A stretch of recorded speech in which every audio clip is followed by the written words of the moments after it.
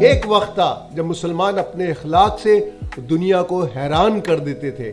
इनकी ईमानदारी की मिसालें दी जाती थीं। एक ग्राहक कपड़े की एक दुकान पर गया। इसे खास किस्म का कपड़ा चाहिए था। दुकानदार ने बताया कि भाई अभी तो मेरे पास वो खास किस्म का कपड़ा नहीं है, लेकिन इसने कहा कि देखो मेरे सामने, बिल्कुल सामने वाली दुकान पर ये कपड़ा मौजूद है, वो भी इसी क्वालिटी का है, तुम वहां से ले लो। ग्राहक हैरान हो गया। इसने सामने वाली दुकान से कपड़ा खरीद लिया।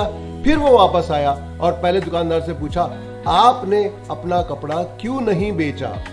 दुकानदार ने मुस्कुरा कर जवाब दिया, आज अल्हम्दुलिल्लाह मेरी सेल अच्छी हो चुकी है, मगर जो मेरे सामने मुसलमान भाई की दुकान है ना, आज इसकी सेल अच्छी नहीं हुई है। मैंने सोचा अगर तुम वहां से ले लोगे तो इसकी भी रोजगार का सबब बन जाएगा। क्या आज भी ऐसे मुसलमान हैं?